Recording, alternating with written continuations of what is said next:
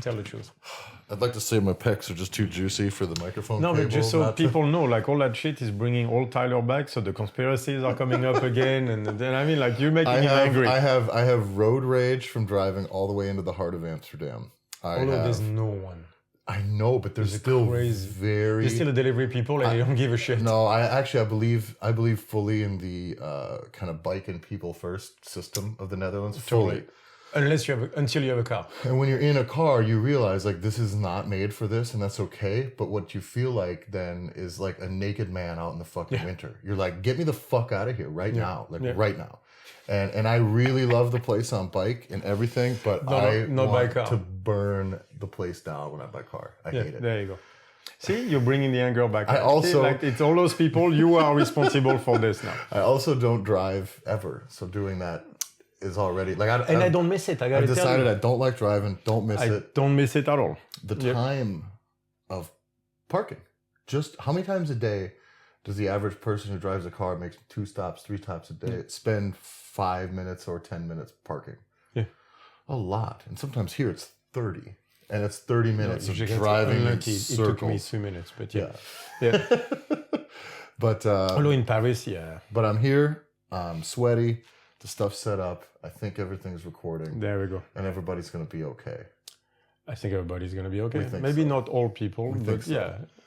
But we are here in the middle of we're pushing these out pretty fast, so I think this is probably within a week of you hearing it. Right, but we're trying to push them even faster now because a lot of people are going to be stuck at home. Yeah. So are we, but... No. But this is easy to do. Yeah, I still go train at the gym because except there's no one else. Yeah. So, which I kind of like. Which kind of is how I normally train it. Yeah, anyway. So my life like the place where I go get my oatmeal in the morning is still open. Yeah. Then Charlotte's gym, basically, because we are staff now, because we use the place so we can go train there. There's just nobody around, which she made sure. When I train, there's no one around anyway. She told me to go between the hours of 1 and 4, so no one would be around. It's like, I'm offended. Well, what do you mean? I also was a little alarmed. We were outside doing pulling, everyone's just dying basically last time we were there. And it's this beautiful location where people are running and walking on the path by there. So it's great advertising. You have your signs up, you have people doing stuff. I was dying. Except it's us. Yeah. On average, it's great advertising. Yeah. And then it's us out there just fucking dying. Yeah. So that was I still think it's great advertising. And so I asked her, "Do you think this is good advertising or bad?" And she said, "I'm not really sure yet." Yeah, we might thank the place. Yeah, but so my life hasn't changed much. Went to have dinner at Richard's last night. Anyway, there you go. I have a funny story though. So I went to the first thing they did is they shut down bars, restaurants, cafes, coffee shops, everything kind of universally at first. Then if you did takeout, you were allowed to stay open. Yeah. Then, based on kind of the umbrella where things fell under, then they moved the coffee shops, the weed stores, under the to-go area. But they had to come in and set up immediately. I saw one place we walked by had saran wrap, just posts up in the corner of the counter, and then just saran wrap, a wall of saran wrap with a hole cut in the bottom, so you couldn't pass the money through the hole. Oh, that's not weird. Oh, it gets weirder. So then the place I went into is still in the middle of retrofitting this thing, and so you go there, and security's always outside checking your ID, but this time there's 4, and 4 security guys check your ID. One guy says, "Let me see your hands." Got to put my hands up like this. He says, "Put them together." I'm like, he had the spray. Put them together. He sprays in my hands, and I'm like, ugh. So now I have whatever the fuck he bought sprayed on my fucking hands now. And then I got to just stand there. And he's like, "Don't put your hands in your pockets. Don't." And this is normally when they tell me to take off my hat too, which pisses me off also. And instead, I knew he wasn't going to ask that after he juiced my hands. So I stand in this line. All right, then I have to wait. Then I get to go stand in line. 3 spots marked 2 meters apart on each side. So 6 people can be in the building at a time. You go stand on your fucking line. This is a conformist fucking dream come true. Everyone just come in, tell me what to do. You go to the front and you can't even see what you're going to buy. You just have to read the thing. "Can I just get some of this?" Which is not the way I like to buy products like that. Can't even smell it. Smell it? Yeah. Is it shit? There's difference between your worst and your best. And now I don't even get the right to choose that.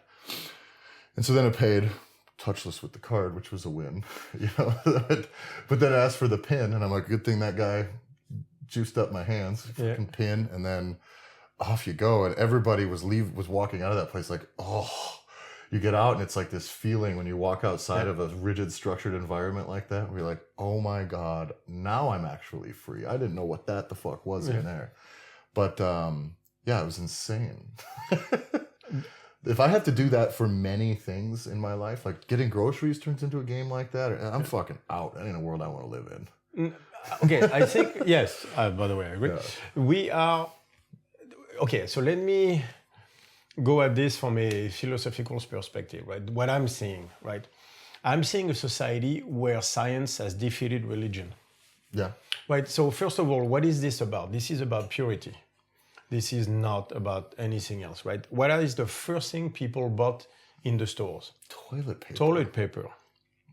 Because they need to be clean, clean on what comes out. Second thing they bought, bottled water. Mm-hmm. We have one of the best water in the world to drink out of the tap in Holland. Doesn't matter. Bottled water, I'll go. Why? Because I need to control what comes in, then I need to control what comes out. First two things they bought. After isolation worked really, really well. Like, so I find it very interesting. Like, for example, in Wales right now, they are closing the churches for 3 months. Mm-hmm. Right. Do you remember the War of the Worlds, like the novel? Yeah. People, first thing they go is they flock to a church, and of course they all get killed. But that was okay. Dying was okay as long as you had salvation. Mm-hmm. Right. So now it's not the decay of the soul we're worrying about, it's the decay of the body. Right. Yeah. So I think science has defeated religion, and that the new priests, the new religion is the medical. Mm-hmm. Is a medical science. If you look, those are the orders we're following right now. Yeah. Like, so we are isolating older people from their community. They can't go to church. They can't do all that stuff, right? In many countries for months at a time. People have been taking this extremely well. Mm-hmm. Like they've been begging for it their whole lives. It's kind of strange. Like, imagine in the US, like, and not traditionally the prepper types either. No, but that's the thing. In the US, all those constitutionalists you would think would be up in arms, literally right now. At least under Obama, they would be at the idea of not being able to congregate. That goes against threats against the Constitution. Yeah. There's a number of things. People have been taking it extremely well, and the reason they're doing that is out of one fear that we shut down the medical system. Mm-hmm. Right. So if you look, everybody will bend over to protect. Because doctors are the new priests. Yeah. And I believe the medical science is a new religion. And this is what this has showed. Who were the people responsible for helping you pass from one world to the next? It was a priest. Mm-hmm. But now we have doctors. They're the ones saying, like, but so. What about the other side of it too, where Conspiracy Tyler will say, one of the biggest issues that we had in the beginning with priests was the longest time was they protected their interpretation. Right. You weren't allowed to read the Bible. You know, so now you have this, all information comes funneling through here, and now you have to get it there. And are you any different than believing some crooked ass fucking priest back in the year 86? That's exactly what I wanted to say. Was my word of advice to the medical world is, be careful. What doomed the church was their arrogance of claiming knowledge of things they did not fully understand. Yeah. And it seems to me the medical world, I'm just be careful, do not make the same mistake. Yeah. Do not claim knowledge of things you don't fully understand. Right now, you are isolating people, which again, are very, very happy to do so, on the world of doctors, just to save themselves, right? But if you look, 100 years ago, those are the same people that would have rushed to their community. Yeah. Right, to be within their people. They would have circled the village and burned everybody else, by the way. Yeah. But so what you're going to see next? You're going to see immigrants have to leave. You know what I mean? But that would have been next in 100 years ago. Here, it's going to be not that. It's going to be more isolation. Yeah, more separation. Which is going to hurt all more people. Barriers. Which is going to hurt all people. Like no gyms allowed. There's a lot of people are going to have issues with that. Like the food, the stuff. Like people rush toward carbs now. So you're going to see a number of effects on the population that doctors are not taking into consideration, or even if they are, right now what they're afraid of is the shut-off of their own churches, the hospitals. Yeah. Right? That's what we're afraid of right now, is that the medical system will be completely destroyed. But look, in the US, what surprised me the most, what the healthcare is a nightmare. Yeah. And that's what people are trying to defend the most. Maybe if the system was not so shitty, you wouldn't have that problem in the first place. Well, one of the interesting observations that I heard too was that, you know, with anything that's a virus, the actual physical manifestation of that within the person, most of those issues that you're going to see, the symptoms are the body protecting itself against the virus, if you will, right? Those proteins settle in where they settle in, then your body essentially attacks it. And depending on where those settle in with each different virus, that determines the symptoms, right? And with all of that, I forgot where I was going with this now. I had to lay that foundation first. But with that, Jesus Christ, this was a really well-constructed point that I just tanked. Okay, so he'll come back. But look at, while I talk, he'll come back. Look at, for example, do we know anything about Africa? Oh, no, not really. No one cares. Here's the other thing. This is what it was. This was about infrastructure, right? So we talk about your issues, and the biggest people paying the highest price, if you will, aside from the general overburden of the system, is people with compromised immune systems, either age, young, ill, whatever. But we have pretty serious infrastructure problems, especially within the U.S., from water to pollution to food system, to which you have generally an overall overweight, unhealthy people on average.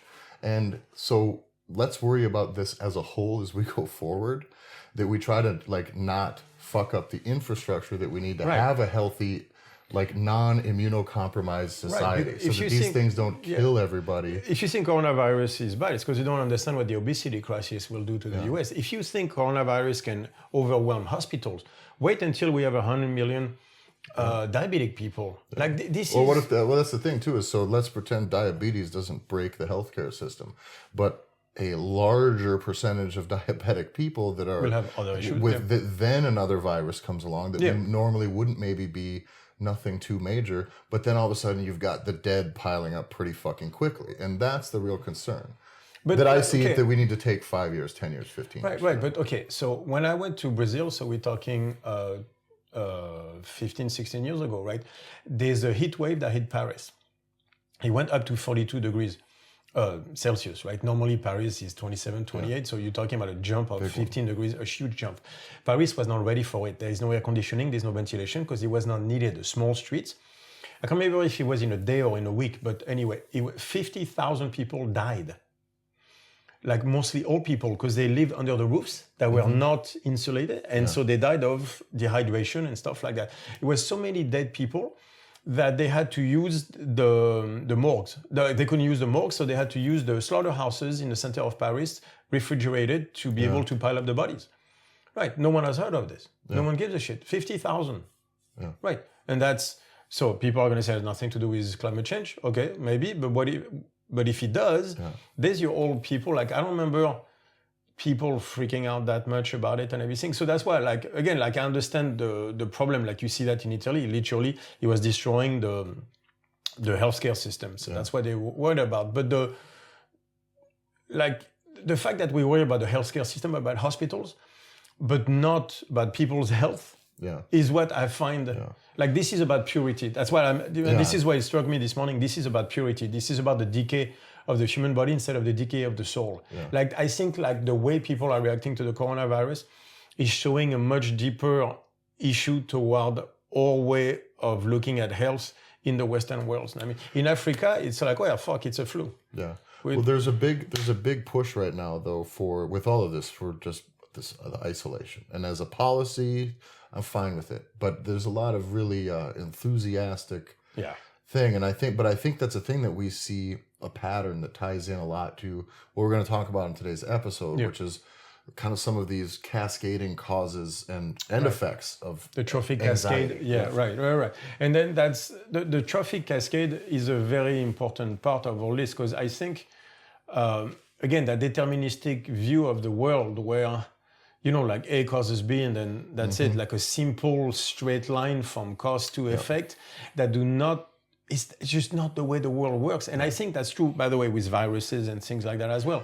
I think we get into things like this in the past when we talked about specialization, fragmentation, and those types of things. And I listened to earlier today. It was a guy who was DCAF, which you would call he's a systems biologist, if you will. I think was the terminology he used. But it requires, similar to something you talk about, actually consolidating some of these other really specific specialized things and requiring you to have system-based knowledge. And he said, in the long run, and I am no anti-vaxxer by any means, but he said, in the long run, just remember that people who designed cities to move waste away, like plumbers and city engineers and things like that, did far more for preventing humans from infectious disease than any fucking doctors or scientists really did at that time. And so in the end, what we have is everything went even further into this basically converging. Yeah, you're down. talking percentage-wise. And just everybody. So now we have, though, the issue is many people don't think system-wide at all. Yeah. There's no system-based thinking Exactly. in anything. There's no integration. You see that with the medical science a lot. And this is where you see that in neuroscience for the last 10, 15 years. The quantum mechanics has started that like 100 years ago. We are coming into a world I think we understand better, but the thing we have to shed is a deterministic mindset. Yeah. And I think it's hurting us on the coronavirus a lot because who's at risk? Obese people. I think that's why they're kind of freaking out too, is because they're like, if, let's say you have whatever happens in Italy happens in the US, obese people are going to get it bad. Yeah. And that could shut off hospitals because then where do you put it? And so suddenly, by the way, you have to face the problem of death. But if you weigh 500 pounds, right, you've been harming yourself for 20, 30 years now. You've been dancing with death for a lot of years. Right, let's be honest, right? We can say that, You are the one doing it. Like, I'm sorry, it's not a condition, you don't have big bones, you're eating too much and the wrong kind of food. Don't get me wrong, society has a huge role. I blame them and necessarily don't blame them for it because I understand like they're being pumped sugar, from the day they were born. Like sometimes it's all you know. I know plenty of people that grew up drinking Mountain Dews forever and no fucking clue. Yeah, no that's idea. all they have in the fridge is a soda and everything. So I get where it comes from. But we've been playing with this for a while now. And at the time, like, you remember when Japan made burgers illegal? Like of a certain size or shit like that. People in the US saying like, oh, how dare you say that? How dare you do this? Like over my cold dead fingers. Yeah. Guess what happens when the next coronavirus hits and obese people start dying? Like, we're going to have to take measures. The problem is with a deterministic mindset objective where everybody pushes the shit forward. Yeah. The problem forward saying we just have pills for this, we have pills for that. This is where you end up. With a percentage of the US population that is over 500 pounds and waiting for the first mean respiratory virus to show up and kill 20 million people. But then, martial law. Whereas the shit has been going on for like 50 years now. Yeah. Right, so why? Because it's a system thing. It's like what we need to understand, and it's the Western world in general, not just the US, is that we are fucking this up as a system. Yeah. We just are refusing to see the consequences of our own actions. Yeah. And so it takes that and the priest not being there anymore. So we have to turn to someone, we turn to doctors who say, let's save the churches first, which is what the priest would have said. Yeah. Right? The churches were always next to the king because he was within the center of power, always. So for me, I see it exactly the same way. Yeah. It's a new religion fighting very hard to survive right now because they got scared. But honestly, this is under 1% death rate. Like in Africa, like you got so many diseases that are so much worse than this. If you want to get, I don't know if people are looking for excitement, I don't think so. But honestly, like if you want to get better, go live in Africa for a year. Yeah. You'll see shit that will make you go, yeah, you might die. Once you accept that, you're a lot better. Yeah. I think that's also part of that, is people are refusing to accept that you're 92 years old, you get pneumonia. Maybe it's time to go. Nobody lives forever. That's the way I look. That's the way I look. You're 92 is like you're shooting like from 6 months to 6 months. Like, do you get pneumonia at 92? I'm like, yeah. Like, I think coronavirus, you have one shot out of 6 if you're over 80 to make it. Yeah. Those are not bad odds. Yeah. At 80 plus. Fall down the stairs at age, or fall down 2 stairs at age 80 plus. Chris Dickerson, Mr. Olympia. Did you see that? 15 years old, I think. He broke his hip at home, falling. Ooh. So they take him to the hospital. On the operating table, he gets a heart attack. He's still intubated. He's in a coma right now. Ooh. The heart attack happened on the table. Whatever the fuck he took. Jesus. Yeah, like probably the anesthesia or something like whatever the fuck happened. But he wasn't even 60. Like you have far more chance. Like death will happen. I got news for you guys. Yeah. Like I'm sorry to tell you, but I just zoom back way far and I go, if this is how this is gonna be for that long, like a lot of you motherfuckers ain't gonna have much life to be defending. You're gonna spend the next 10 years holed up, never touching anybody. Like that shit sucks. I lived in Africa. Like the chances of dying there are so high compared to the Western world, where you go like, I don't know, I guess you get a different view on life. Yeah. But that thing that we should be pure and safe at all times. Like, you're kidding yourself. Nature will find a way. If you think this one is bad, like, by the way, you are mistaken. This is not the bad one. No. But if doctors, by pushing all this, start to crash the overall economy for too long, or business, by the way, there's going to be cost.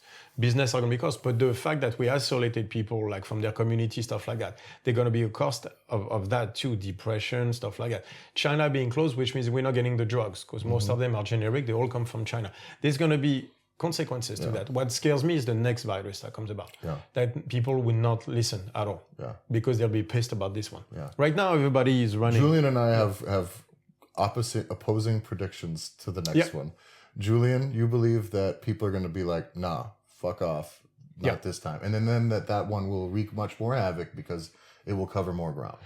So what I believe is, like, this time, 3 weeks from now, 4 weeks from now, we're going to realize that we're going to start to see the cost we're paying for crashing small businesses, isolating people. They're going to be depression, anxiety crisis, problem with drugs coming from China, like all people being severed from their community. So again, when you're all 80, 85, depression can hit you a lot harder. So we're going to have, like, anxiety is going to cause problems with people who already have bad health. I think we're going to, and by the way, small businesses closing, therefore they lose their entire life and end up on the street. That price is going to come clear later. And we're doing that to save hospitals, right? I think once people start to see truly the price we're going to pay for all this, for a death rate of under 1%, because again, there's a lot of stuff we don't know.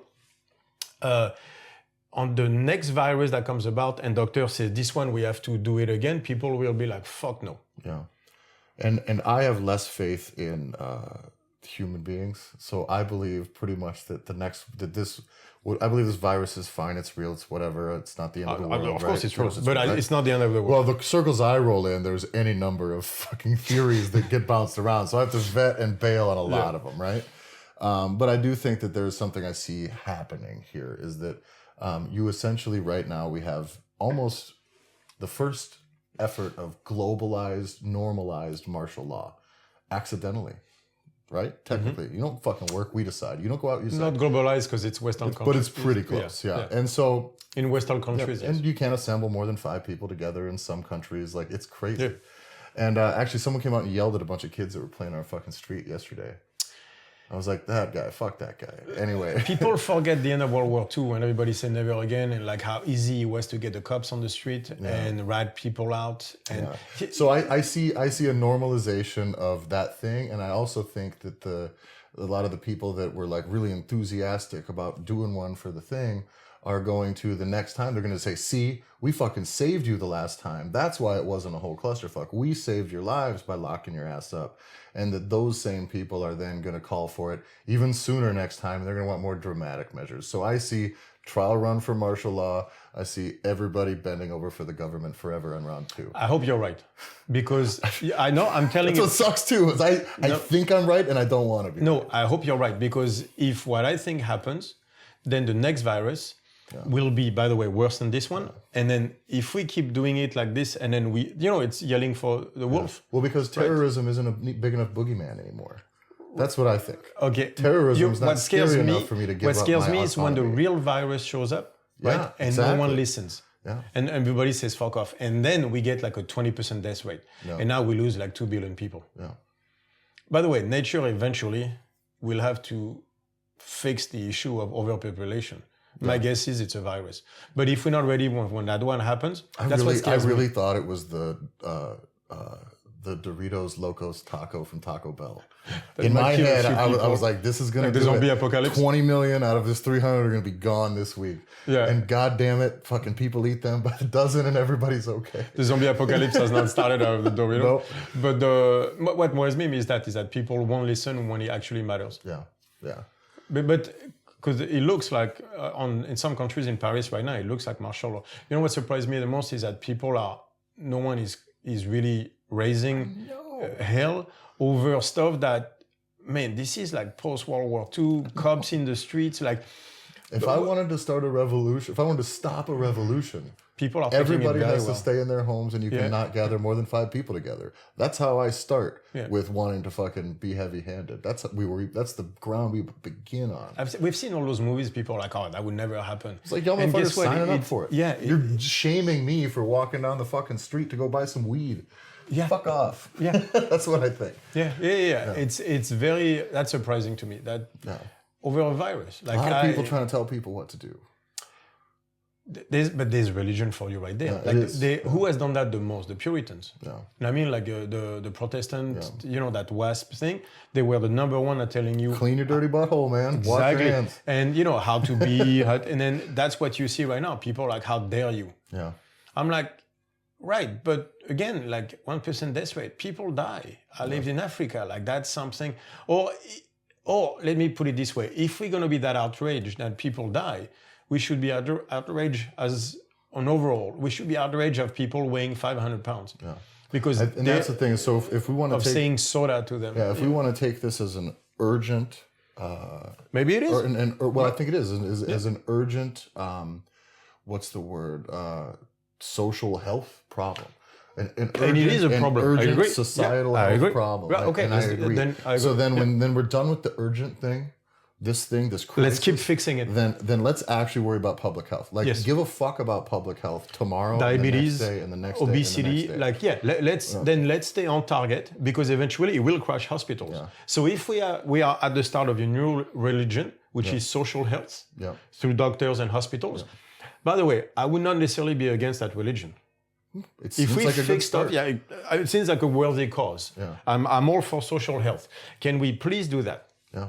Can we stop with prescribing painkillers when your back hurts, when movement could fix it? Can we stop prescribing statin medication because you eat like shit? Yeah. No more lifetimes of medication. Right. Can we stop pumping those commercials about soda being the greatest thing? Yeah. Can we truly care about social health? Otherwise, all this is just you bending over backwards for the government, and I'm saying backwards to be nice. Bending over. That's not the term I use. Yeah, exactly. For the government, for something that 4 weeks from, again, like 1% death rate, obesity and diabetes will go way past that.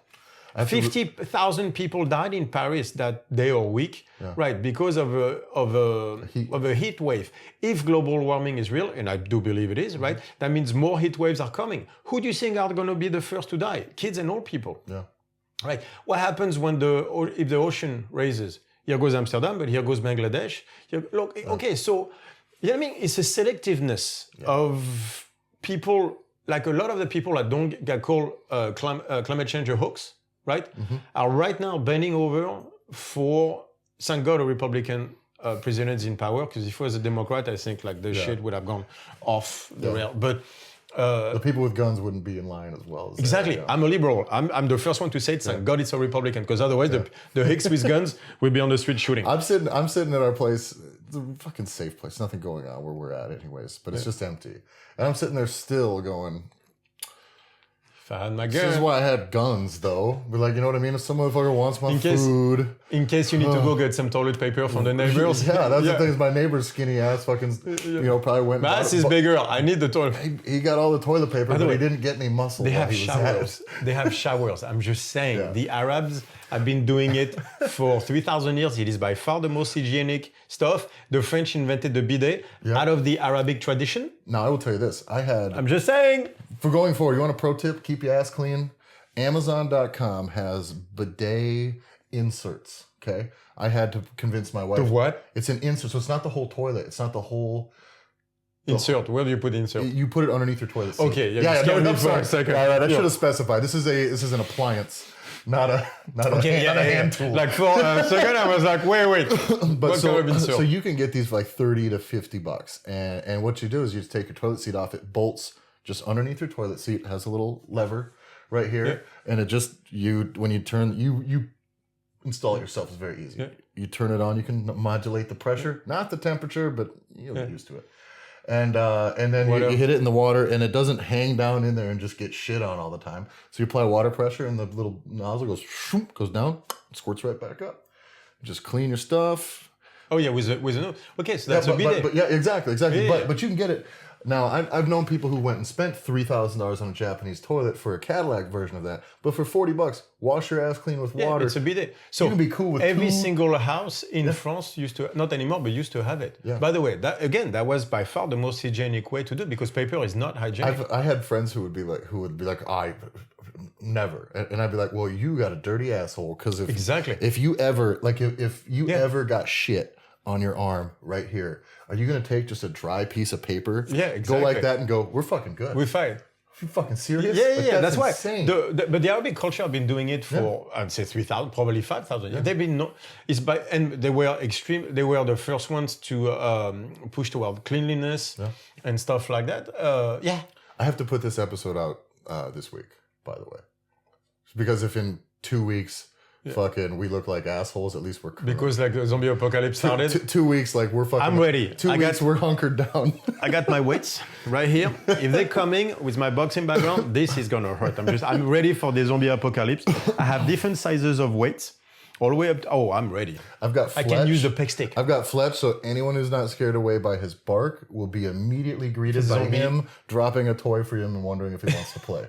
The zombies might not be scared by his bark, but I'm ready for the zombie apocalypse. So let's go back about social health. Let's go into, because that goes into the whole stuff we've been talking about, living in a deterministic world. And this is what I've been studying since I've been studying quantum mechanics so forever, but the application toward the human system, where it becomes clearer and clearer that this is the way forward. So that's all a Carl Friston with the free energy principle, like probabilistic law, not deterministic law. You know what I mean? Like, so that's a debate that is in the world of physics since the 1920s and quantum mechanics started. And that's something that Schrödinger brought toward biology in the 1940s with his book, What is Life, and his series of lectures. And that's where Carl Friston, since the 2000, started to bring forward with the free energy principle, active inference, and all of that. And you see that, a lot in with interoception. So I talk about interoception all the time. So I think it was good to do an episode on what is it exactly, what does that mean, interoception, first of all, and because I think it relates to, for example, what is anxiety. One of the main problems we see with anxious people is they're stuck in their head.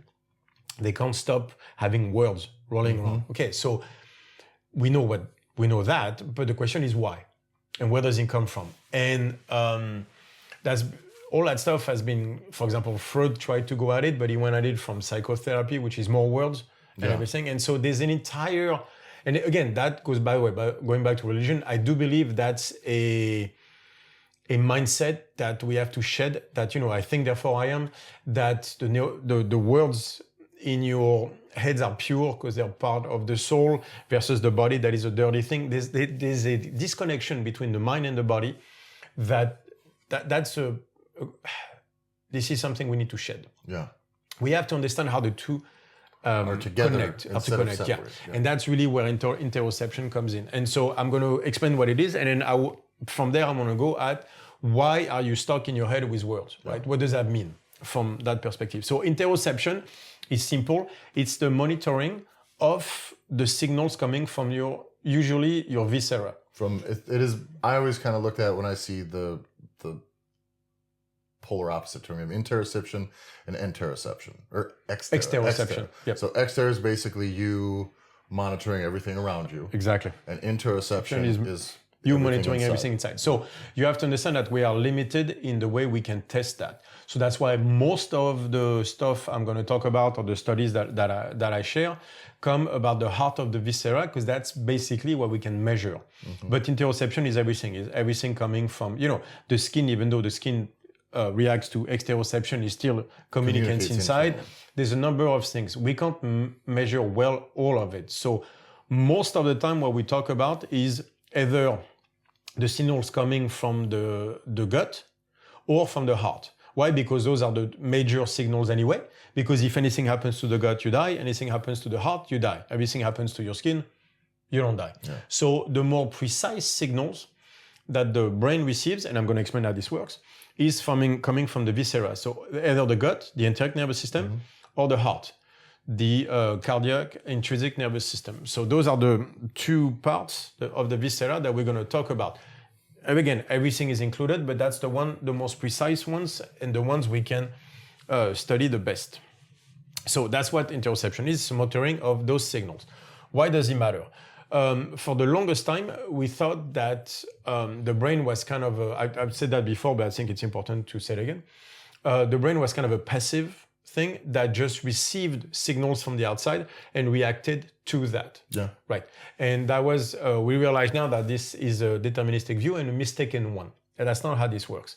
I posted a lot of videos of Carl Frisson about that, but the idea is that the brain is constantly in action or constantly doing stuff and constantly making predictions about what's going to happen. Why? Because it's not enough to be reactive. If you're just reactive, you die, right? In order to be able to survive from a nature perspective, you have to be able to learn. To be able to learn is to be able to make a prediction to see if you're right or wrong. That goes back to the stuff I talk about all the time, which is the Bayesian inference. Because learning does require some sort of prediction to be made. A hypothesis. It requires that. It requires that to then be some sort of observation, observed. And then there also has to be some sort of thing to reconcile that with whether or not it's right. You can't just do that. It has to reconcile it with rightness. And that's the kind of the correction. And there's even a fourth, which is also incorporating the idea that there are things about all that you don't know. Okay. Right, so that minus what you don't know is also very important, right? Yeah. So that's what the learning process is. So that means that the body, even a cell does that. Mm-hmm. Even a cell by itself has a learning behavior, and the learning behavior is always hypothesis first versus observation, right? And minus what I don't know. Hypothesis versus observation, that means there's going to be a gap between the two, always. Mm-hmm. Small or large is a question. There's going to be a gap. That gap between the prediction and the observation is called a somatic error. Yeah. Right, that's going to come into play because that's a very important thing. That's all a somatic error is the gap between the prediction and the observation, right? Again, what you don't know can also create, because by the way, there's all the stuff that you don't know. So maybe you made a hypothesis and the observation, you think the observation is close. Yeah, it's close, even though it's not, because there's a lot of stuff you don't know. It doesn't matter. Because for you, the somatic error is small. Because the somatic error really only matters to you. Therefore, if there are things that you aren't aware of... I can explain that in another podcast, but I have to go into a Markov blanket. But you can naively get your way to accuracy then. Exactly. Pretty easily. Because it's accurate for you. It's not accurate for the world, but that's a problem with the Markov blanket, which is how you get your information from the world. That's... We'll cover that 100 times, 5 minutes at a time. Right, the Markov blanket, because there's plenty of stuff. Like, again, Carl Frisson explained it better than me. Yeah. And so that's a very important part. So now, when it comes to let's go back prediction real quick, because people think prediction comes from the words that you make up in your mind. It's going to rain tomorrow or shit like that. No. This is not what this is. This is not based on world. This is based only on... a lot of this is subconscious. It happens at a cellular level as well as all the way up to your brain. So there are levels like that. And so a prediction can simply be, it's not world-based, it's simply be like you're trying to predict what it's going to feel like. So if I twist the skin, my brain is trying to predict how it's going to feel like. There's no words for that. It's just, again, it's the sensation of pain. So, because people have to understand that, again, this is like 3D chess on multiple levels, right? So that means there's, for example, a system for when I pinch the skin. But, so that's a fairly easy stuff to remember or to learn, but there's behavior to after, what does that mean when I pinch the skin? So, and then after that, it goes to our cognition. All that is just these multiple levels that every time goes by, which has his own Bayesian influence, which is his own learning behavior at the skin level. But then he starts to incorporate, what does it mean? Yeah. And can I predict it? And then, you know what I mean? So there's different levels of understanding for the stuff. To a singular experience. That mimics the hierarchical structure of the brain. Mm-hmm. So we think there's one brain, right? There's a big piece, that part does this, that part does that, done. That's not true either. There's pieces of the brains, obviously, that we separated from functional segregation so we could study them. But the fact is they work as networks. It's the connection of them that makes really when stuff happens. And some of those networks there's a hierarchy amongst those networks as well. There's the ones that are more responsible for monitoring the body. Mm-hmm. Like if you look at the limbic system, if you look at the amygdala, stuff like that. And then you have some that are also more toward cognition. For example, your thought process, or the neocortex. So you have different parts, even though they all connect together, obviously. But there's a hierarchy in your brain that, where again, some functions are toward the monitoring of the body, whereas other functions are more abstract. Okay. Monitoring, thinking about society, predicting, like, the words in your head, for example. Do many of those, and those kind of are going to be separated, bound by kind of what we talked about before with the sense of self and I, that type of stuff. Right, and so because they're by levels, right? Based on where they fit within the network. Right, and like you can't have a conscious thought about the wind hitting your arm all the time. Like if I'm outside, there's always wind. At some point, if you realize, like you don't think about it anymore until I sit, and then you feel the wind on your face. But most of the time, you won't necessarily feel it unless it's a gust of wind or something. Why? Because you cannot run a system efficiently thinking about the million little things happening constantly around you. There's just not enough bandwidth. And it's not worth... And it's not good. The truth, it's not worth the processing of that because it needs to be dismissed. You would be that. If you did that, you die. You can only really be addressing information that does matter. Right. Kind of. Right, exactly. So at least priorities, like you talked about. Exactly. So there's a system also that is a network that is designed to decide who gets priority to what. The rest gets pushed into what we call the subconscious, mostly, right? Yeah. Gets pushed toward a lower hierarchy of the brain. But that hierarchy is still doing Bayesian inference every time. It's still trying to predict. You're just not aware of it in your words. Yeah. You are not making words about it. Because there might only be one layer of that that's going to have any words attached to any of the whole right, thing. Exactly. So, but that's a very important part because it tells you that the words is just one layer of a fantastically complex system where most of the shit happening you're not aware of in your world. Yeah. Right. So what can cause some of those gaps, the somatic areas? Right. So what do you see? Right. What is the most? What just can it be? And then what are the most common prevalent issues that you're trying to get me to go practical, don't you? I always have to. Yeah, I see where you're going. So almost done, and then I go there. Just a reminder. Yeah. So what matters if you look at from Bayesian inference, it's hypothesis versus observation, right? So a hypothesis is what we call top-down. Yeah. It's you making like a more complex prediction toward, and the observation is bottom-up, where you get the signaling from your body to see if there's a gap between the two or not. The most precise observation you can make come from your gut and your heart.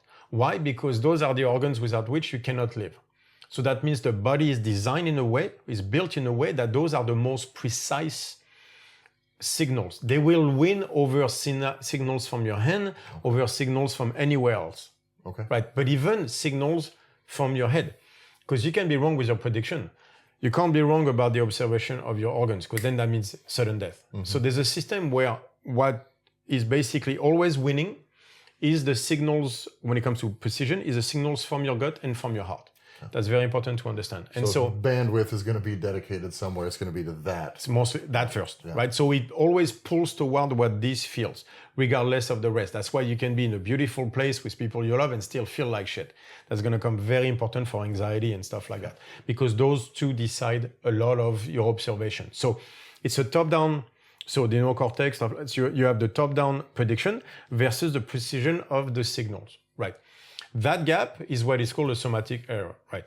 The bigger the somatic error, the more anxious you feel. So when we talk about anxiety, we have to understand there is, in that sense, good anxiety, which is a call to action. So when you have a prediction error, the somatic error, right? That means like, shit, I made a prediction. The observation I got tells me it's not that, right? So you have two choices. You can either change the prediction, going, shit, I was wrong. Not on a necessarily conscious level, but going like, I don't know this as well as I thought. Yeah, or meaning then subconsciously or unconsciously, the next time that situation presents itself, you're going to have to look at it differently. The baseline that your hypothesis is going to be might be modulated a little bit closer. Right, exactly, because that's the point, right? You constantly, by the way, those things happen per milliseconds. Yeah. This is not like a 5-minute stuff. This is a millisecond. You continuously do that. So you have change the predictions or change the world to make the world fit the prediction, right? And so, like, for example, I feel cold. I can either decide like, those are with words. So like, you just feel cold. You can either go like, maybe not, or you can start shaking, moving. Why? Because then you change the world into something warmer. Right, so and then they can go all the way to a prediction with words in your head where you go like, I don't like this, therefore I'm going to go and move the thing. Right, either way, it's the same idea. You can either change the prediction, or you can change the world to make the prediction fit the world fit the prediction instead of the other way around. So you're going to have to, and then there's always a third way, which is change the way you feel about it. But that's kind of an offset of the second one anyway. Yeah. And it's not necessarily, it doesn't seem like that's all that applicable in those more basic layers. Right, exactly, right. So I think when we talk about that's more on the conscious level. Yeah, it's a bit higher on the levels. So you have a somatic error. There's a difference between what you thought you were going to feel and how you feel. Like, you grab something, you grab a pen, and then it's hot. It's hotter than you anticipated. That's why at first you go like, I don't know, and then you're gonna have to. Then the warmth is gonna get, and then whoop, shit, and then you change the stuff. Next time you're gonna be far more careful because you've learned, right? All right. So that difference is called a somatic error. So again, the greater the somatic error, the greater the anxiety. So at first, anxiety is a good thing because it's a call to action. You realize you made a mistake. Again, you need to change the world about it or your prediction. Good, it's a call to action. But eventually, if you keep pushing that, the somatic error, it starts to screw you up to the point where it becomes a call for avoidance. And avoidance is where the issue becomes a problem. Right, so again, there's good anxiety, which is call to action, and bad anxiety in that sense. I don't like good and bad, but you get the idea. No. That is a call for avoidance. Whenever you get to the call for avoidance, now you're screwed because it means that you will not learn. It means that then you will be repeated. Again, if you can't learn, that means it's bound to get repeated again and again and again. And so once you avoid that call of anxiety, you kind of are stuck in the loop. Then exactly, because then what happens is somatic error gets bigger. Because, shit happens, like variables happens and everything. Avoidance means what also? Means avoiding the next time. So you feel that feeling, you're denying the fact that it happened, you're avoiding. What you're doing is you're shutting yourself off from the signals, right? From your body. When do you do that? The somatic error just increases and increases and increases. And what we've seen through many studies and where neuroscience is at right now is that the more you avoid it, the more you create a system that gets destabilized and that almost feeds itself in its instability. Because then you start to realize that the prediction system starts to go haywire. It's where that's what they call over-mentalization, where you realize on the world even more, and then it starts to detach itself even more from the monitoring of the signal. So basically, it only increases the somatic error, which only increases, anxiety, which and that'll go out like, kind of like a wheel tire that's out of balance, where it's just right, exactly. Once things exactly and then the force becomes just boom because it flows outward. It's exactly that, right? And then suddenly the whole thing falls off. So a call for avoidance, what does it sound like? That's a freeze. We talk about all the time. So first you go toward flight, which is a call for action. Like I need to freak out, I need to do something about it, which is good. But if that doesn't work, eventually that amount of energy being spent becomes dangerous and that leads you to freeze. And freeze is avoidance. The problem with avoidance is it only leads to more somatic error. So now you're stuck into that loop of depression to anxiety to depression to anxiety. And in that case, bad. So the whole bottom of the wheel is about avoidance. The whole top of the wheel is about doing. The bottom is about enduring. Enduring is running away, is avoidance. So the root issue of anxiety is that somatic error that leads to avoidance. So somatic error leading to avoidance, like if you give in to the avoidance, if you will, you're kind of essentially just taking the poisonous medicine at that point, if you will.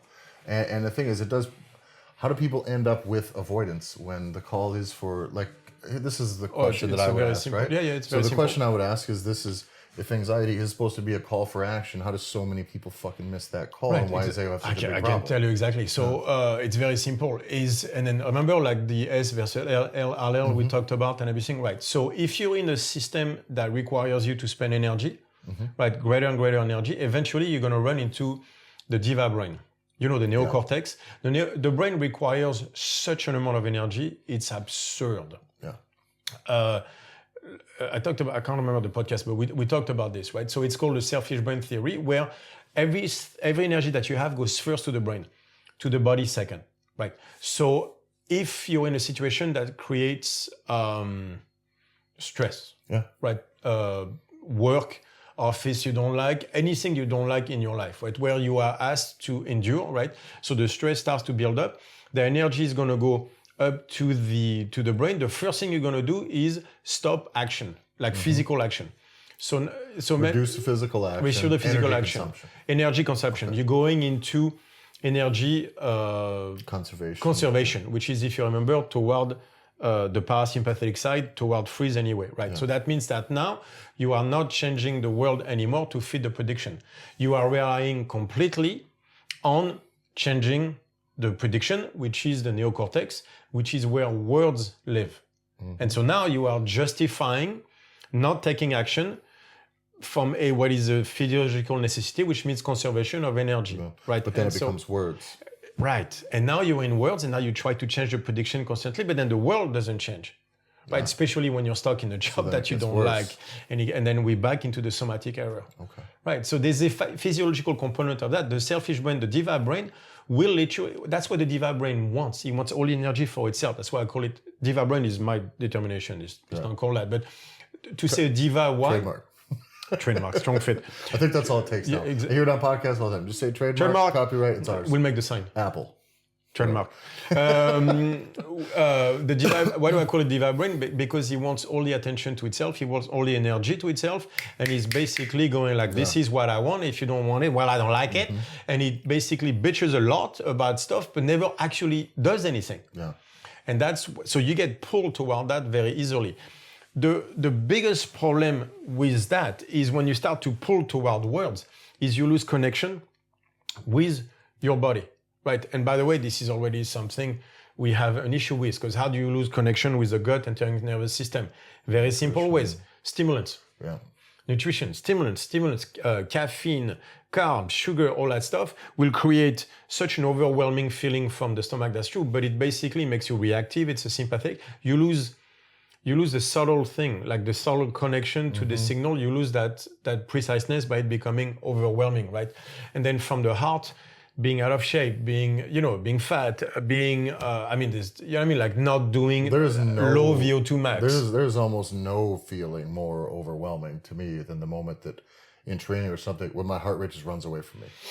Yeah. Where it's like, exactly. And freaks you out, doesn't it? Fuck me. Yeah. Like, and talk about getting anxiety. Yeah. And also what's going to happen is if you don't train, anytime you do anything, you don't move, anytime you do anything, you're going to start with that. Right. Because that's also a connection you have not been very familiar with at all. Right. And then now all of a sudden it's surprising, of course, because you haven't been in that territory. Any change in the heart, whether it's a heart rate, whether it's, like the heart rate variability, the space in between heartbeats, how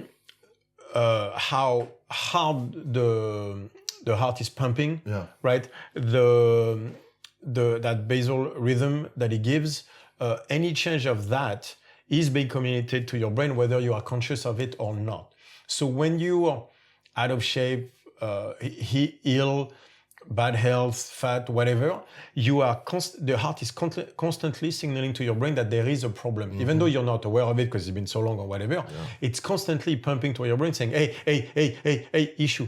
Those are all somatic errors, right? That keep on growing and growing. So when you add all that stuff, the life, the stress, bad health, bad food, nutrition, all that stuff, the somatic error just keeps on pumping and pumping, and it's a massive source of anxiety continuously. So you shut it off, by the way. At that point of anxiety, right? So you mentioned this, the error gets greater.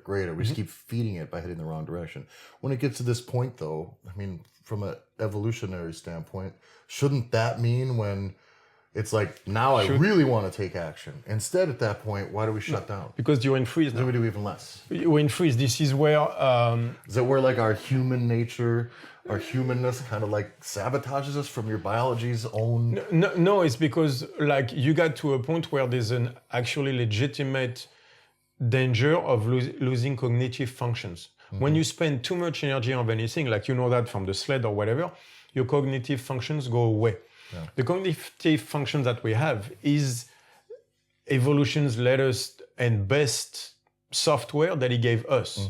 Right? It does not want you to shut it off, because if you shut it off, you can't learn as well. If you can't learn as well as a species, we might die. So there are very, very powerful things in place to make sure that you stop messing with the cognitive function. So at first, he gave you plenty of chances to fix the problem, but you didn't listen. So eventually he has to shut off and go, well, I need to survive first.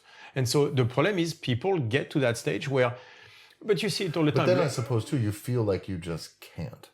Much like similar to after you just die on a sled or something, when there's a whole life full of things for you to be doing, and there's a whole lot of things that need your action, need your attention, that need to be resolved in your life.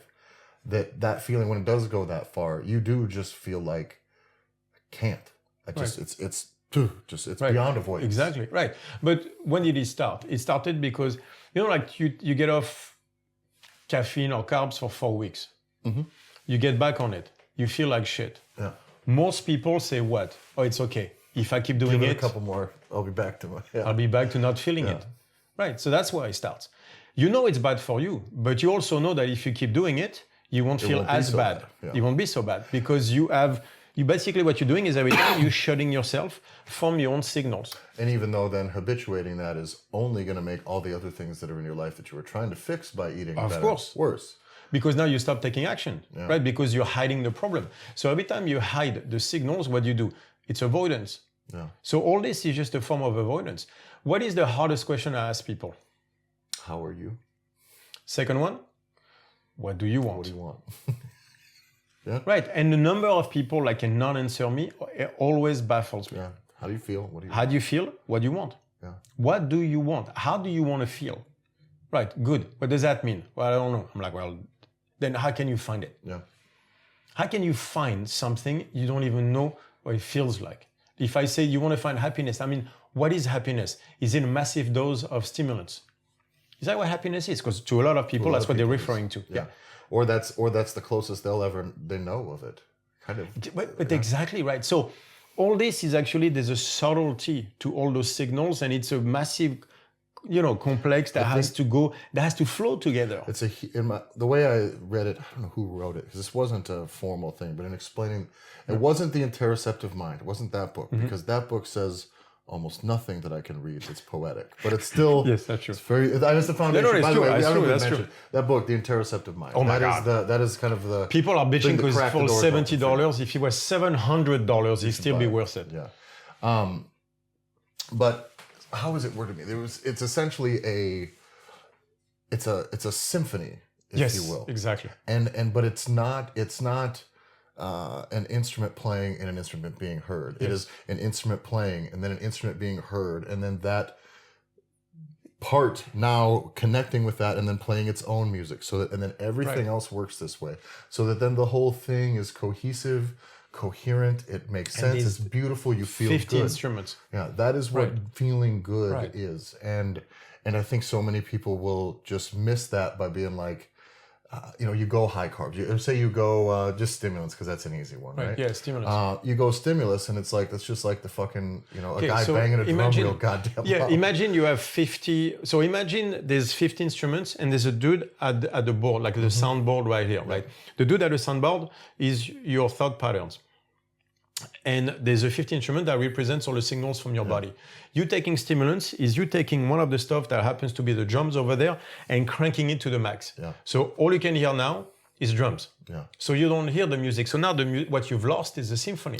What you lost is the flow of it. You can't hear the music. All you hear is boom, boom, boom, boom. And people will be like, sounds like Saturday night. Yes, right. It's exactly what I want. Yeah. Right. Yeah. And I think it's interesting, because this also doesn't mean that any of those other channels, any of those other instruments, it doesn't mean that they don't matter. They really are. They all matter. If you ever, that's the thing. It is a symphony. There are so many matter. people who can listen to, say, a rock band, and you can say, will you hum what the bass player is playing, please? Exactly. And they will have no fucking idea. No idea. I heard the words. And yet, if I have it set up in channels and I drop the bass out, the bass whole song is changed. They go, ooh. Yeah, that's not right. And then they go, that's what it was? And they're like, that was kind of the whole thing. But then when you isolate it, you realize it wasn't the whole thing. It was still just that thing. Right. And by the way, if you just play the bass, it doesn't sound good either. Yeah, exactly. That everything does have to build upon it. Exactly. And so the key for you to, for the role of the dude at the soundboard is to make the whole song the best it can be. To do that, you need all of them. The question is, who's louder, like, because you can't have the drum too loud, too high, but not too low either, right? But the job really of the dude at the soundboard is to hear all the instruments. Who's the dude at the soundboard? That's the one. That's this one. Yeah, that's the top down. Okay.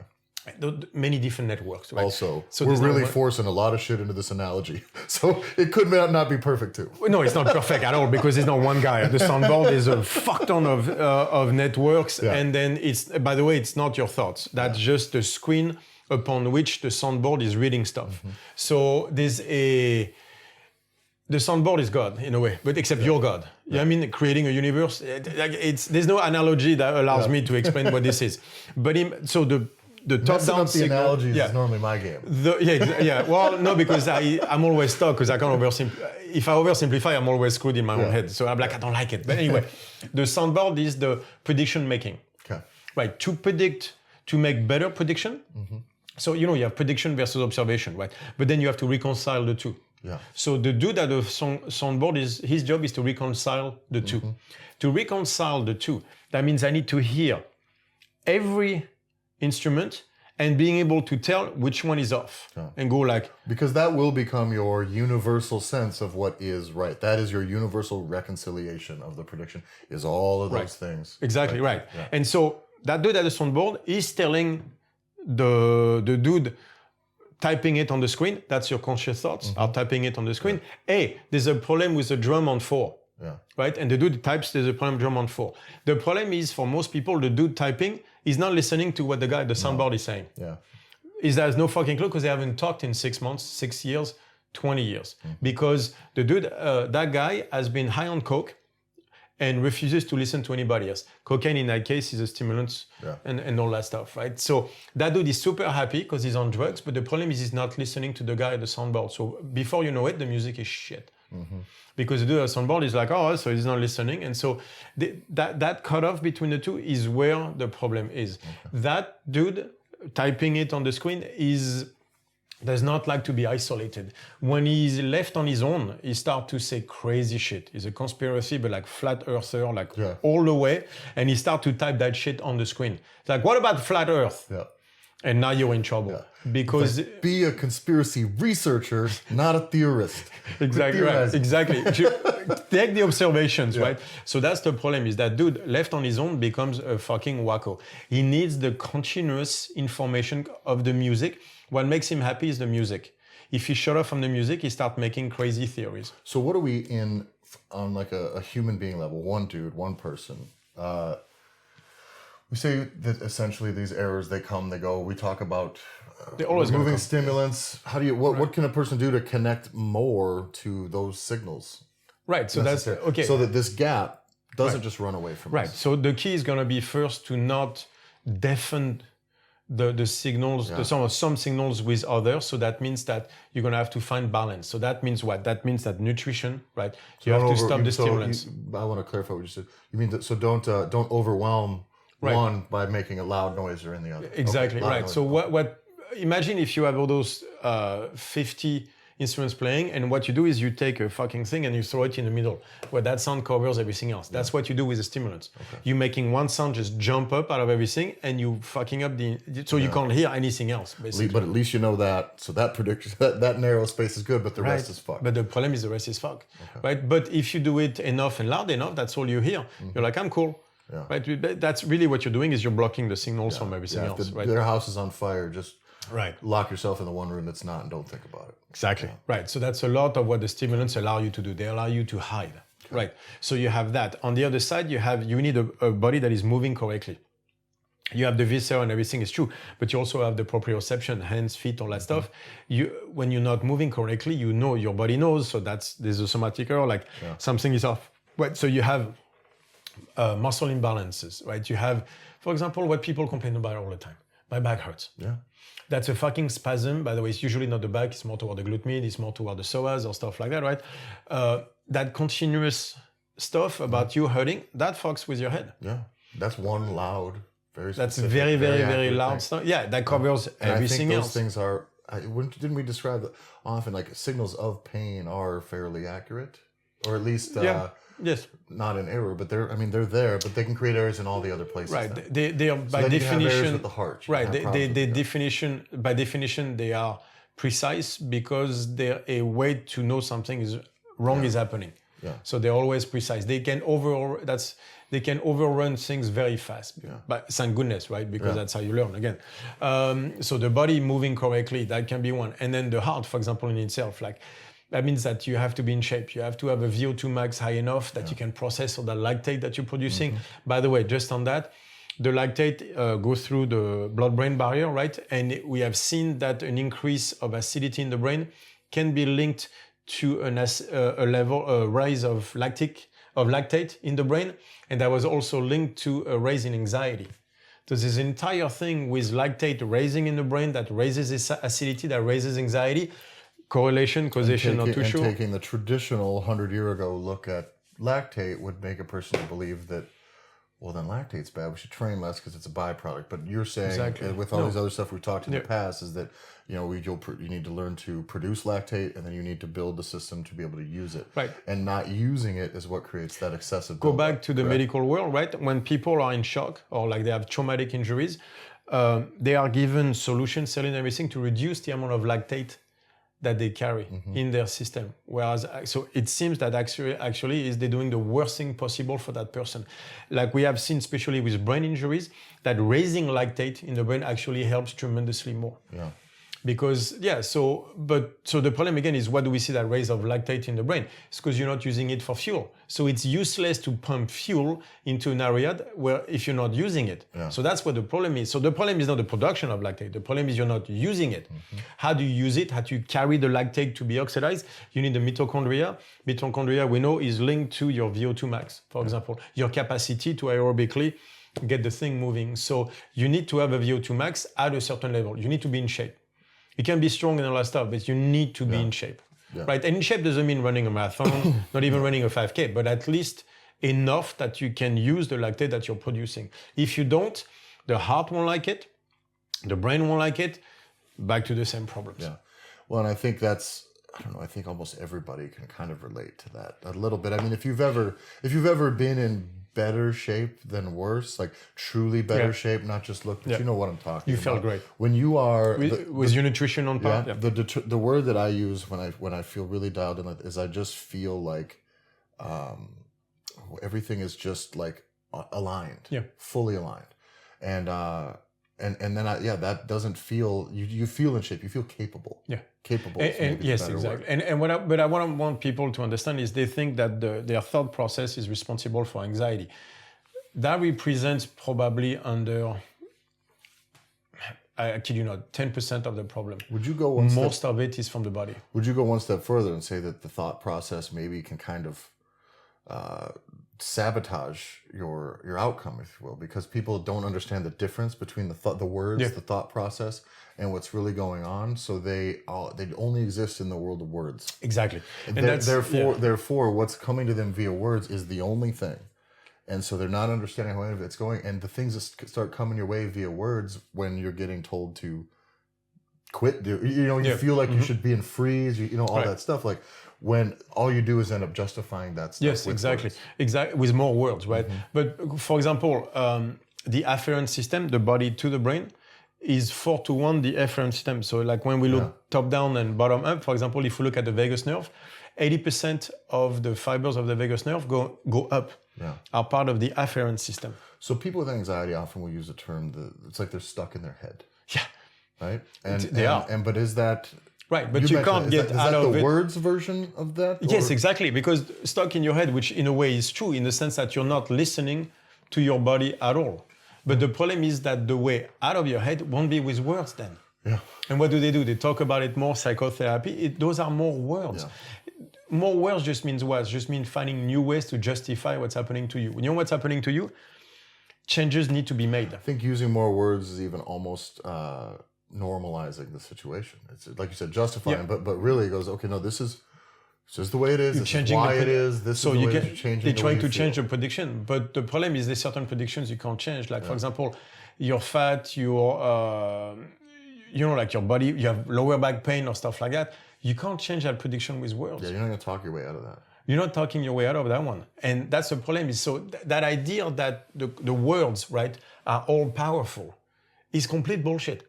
It's under 20% of the entire thing. Words don't do that much. Yeah. Actions do far more. And actions that you're not even conscious of. Your heart working correctly, your gut working correctly, your lower back not hurting. Those are stuff that words have nothing to do with, that represent most of where your anxiety comes from. Like imagine if it's just the heart not being the way it should be, not, again, like the space between heartbeat. How are you going to change that? Yeah. Not with your words, that's for sure, right? You can't control that. You know what it means? It means you need to go get in shape, right? And that's not anything you can do one time either. So it's something that you do, I got to go, and it's got to be this constant, gradual So, by the way, the gastric basal rhythm, like so that low electrical wave that is being sent that acts as a metronome for your body, when that is fucked because of the entering nervous system being screwed up because, bad nutrition or whatever, it throws up your entire body's rhythm. There is a somatic error for you. And we know that rhythm, actually, the basal rhythm is actually extremely important and all the way to the sense of self, because that's another podcast. Yeah. But that alone can throw you off. So imagine the number of instruments that do that the soundboard has to get right? And bad nutrition, not training, the stress, the shit you're not dealing with, all that stuff has to be dealt through actions. Words cannot help you. The problem is when you're stuck in that is you making a justification that more words is a solution. You can't solve a problem by adding to what created the problem in the first place, which is too many words. Remember, too many mind the people, mind the sword, too many mind. I can't do it with a Japanese accent, it sounds racist as hell. But it's the last samurai with, exactly, at least I'm safe, because it's never going to sound Japanese. So it's too many mind. Yeah. It's that, Mushin, like, and then Tom Cruise goes, and I mean, he just was in it, right? This is really the deep issue that is very hard for people to accept, because the first thing they want to do is throw more words at the problem. Yeah. Well, you can't. You have to throw more body at it. You have to throw more action at the problem. And this is what the StrongFit protocol was so effective for some people. It's to allow them to get the clear signal from their body. And from there, the work starts. Yeah. Well, and that's it, is you do have to start with hearing it first before you can just start, so it's a long road. That's the other thing. There is no quick fix. There is no take this. No, there's no pill. There's no, it just isn't that way. It's not that way. Yeah. Well, I think we're going to have to get moving. Okay. Kind of. Yeah, because we got to go film another Q&A here real quick. So I'm going to put this one out, I think, tomorrow. Cool. I'll put this one out before the other one, since today is Wednesday. It's the only time-sensitive thing. Today's Wednesday. So I dropped Tuesday yesterday. Oh, you dropped Tuesday. Okay. Oh, yeah. So you can put it out Tuesday, tomorrow. Thursday, or Tuesday, Friday. Okay. I like it. I like it. Yeah. Since this one's time-sensitive, we'll do it. Because if you're wondering why I wanted to get this out right away, remember when we did our when CrossFit HQ pulled their social media. So we were like, we'll have fun. We'll speculate on what the fuck this all means. Yeah. But at that time, we were at like a 4-week delay. Yeah. So by then, nothing we talked about mattered. So bless your guys' heart for at least exactly. Exactly. Listening to that one, because it was less interesting. So I'll get this one. I'll get this one out to you this week. And but I think that's got us wrapped up. StrongFit.com. I want to announce the library. That's perfect too for this week. Perfect. StrongFitEquipment.com. We'll cover the bases first. StrongFitEquipment.com. Stay tuned to the end of all of this advertising for a big announcement. Yes, big announcement coming up. StrongFitEquipment.com. StrongFitEquipment.eu. Sandbags, apparel, all the goodies there. That's either the neighbors or Megan or Yaya. Then we have StrongFit1 on Instagram, Tyler F. and So on Instagram, Rare Barracuda on Instagram. We have also the template, the functional integration training template available. Julien's got a few spots open yet for one-on-one coaching for nutrition training and training together. We have, what else do I got to talk about? Well, if you want to support the podcast, go to podcast.strongfit.com. Also, links to all these things are below the stuff. We do have a project to announce. We've mentioned it before, Yep. but I think by the time you're hearing this, I'm going to have it out live done. So it's technically been live the whole time. If you've ever I don't think you can Google search it. I removed that after a couple months. Yeah. But StrongFitLibrary.com. What we've done there is Julien's been for years consolidating information, coming out with new information. Yep. We've put a lot of feet on the ground to try to get content made around that now, around all the knowledge Julien's been putting together. But basically, Julien's been leaking fucking breadcrumbs and diamonds out of his fucking pockets for 4 years. Yep. And so the podcast for me started as a thing where I wanted to be able to make the things he talks about and works about live forever, or at least be digestible, not in real time, because some people have to, and you have to study the shit. So yeah. So what we've done is we've taken and consolidated all the content that we have, everything that Julien's all the sent studies, me, all the papers. Studies, this is kind of everything. Put it into I'll call it a phase 1 form. So nothing is finished. The whole thing will always be growing and evolving and adding. And it's strongfitlibrary.com. And it's the place where we're basically archiving everything in order from videos, podcasts, with articles, shit button. You've never seen, search categories, the whole thing. It's simple. It's not going to fucking blow your mind with like how fucking crisp and dope it is, but it is. Oh, it's pretty dope. But it is everything that we have. Yeah. And it'll always contain everything that we have. And we'll keep on. By the way, this is Tyler's baby. He's the one who's been working on that one. And so because of that, it's free. So, It is. That is free, strongfitlibrary.com. I would like you to check it out. Really go through the search. Everything can be searched on tags, keywords, categories, whatever you want, and just dive. It's set up in a way where you can really go from rabbit hole to rabbit hole and as deep as you want. So share anything out of that on Facebook, Instagram that you like. Tell friends about it. Tell everybody about it. It's our, I'd like to call it it's just our big archive. It's the one place that we have with StrongFit now where things are permanent. So instead of, because on Facebook, it's the truth is, if Julien got hit by a bus 2.5 years ago, there would be very difficult that'd be almost putting nothing. Things together. Yeah. You would have to go through my computer to find the stuff. I would literally, it would be impossible. There's no fucking way. Yeah. People will be like, what is that? What does that even mean? Yeah. Yeah. So anyway, that's live. So please check that out. And I hope you guys enjoy it. Share that stuff in the community. See something there that you find that's really dope and that you hadn't seen before. Share it in the StrongFit community on Facebook. And if you have, there'll be a button too if you have cool papers, cool ideas. Yes, I have. Contribute. Yeah, we have a submission form for contribute content or contribute ideas, information and ideas. We say too. contribute ideas. And so it'll just be a form. Kind of send us stuff that you think would be a good fit in certain places in there, and we'll kind of look it over. And it's just a way for us to have a system that's living and growing. Just a big knowledge base that hopefully 5 years from now will be really dope. Crazy. Yep. Yeah. So, but that's got us all wrapped up for today. Thanks for watching and listening, and we will see you next week.